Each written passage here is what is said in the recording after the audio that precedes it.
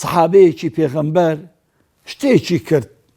حاتەمی کوڕی ئەبی بەڵتەحا نامەیەکی بەدزی لۆ سەرانی قوڕەیش نووسی کەوا محەممەد عەلەیهی سەڵات وەسەلام ئەوێ بێ بەرەو مەککە بێ. طبعاً ئەمە لە عەسکەریدا بە خیانەت لە قەڵەم دەدرێ. بۆیە کاتێک حەزرەتی جوبرائیل هات خەبەری محەممەد الموستەفایدا صلی الله عليه وسلم فەرمووی حاتەم شتێکی ئەوای کردووە و ئەم نامەی دایتە ئافرەتێکی و لە ناو کەزی پرچیدا شاردیتەوە بڕۆن بیگەنێ.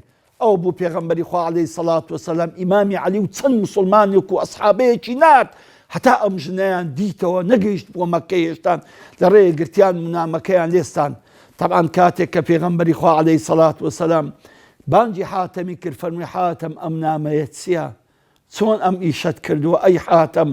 طبعاً یەکسەر حاتەم فەرمووی والله یا رسول الله والله خیانەتم نەکردووە، والله نیەتم خیانەتیش نییە و مسڵمانیشم و ئیمانیشم لەق نییە.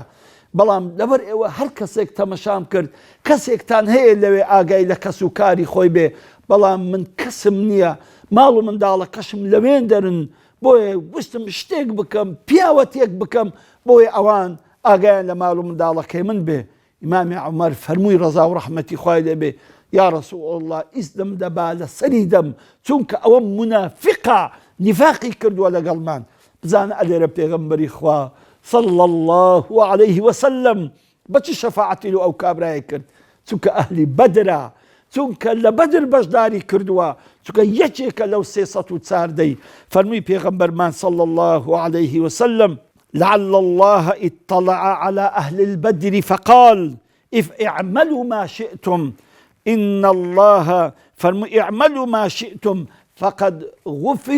فقد غفر الله لكم. فەرمووی پێغەمبەرمان عەلەیهی سەڵات وەسەلام فەرمووی خوای گەورە تەماشای ئەهلی بەدری کرد و فەرمووی ئەی ئەهلی بەدر هەرچی دەکەن بیکە خوای گەورە لە گوناحتان خۆش دەبی. سبحان الله سبحان الله. ئەو ویسامە، ئەم شەرەفە، ئەم ئیمتیازە، ئەو تایبەتمەندیە ئەوە تەنها ئەهلی بەدرە. ئازیزانم کەس ناتوانێ ئەم شتە بکە، تەنها ئەهلی بەدر ئەم فەزڵەیان پێبەخشراوە.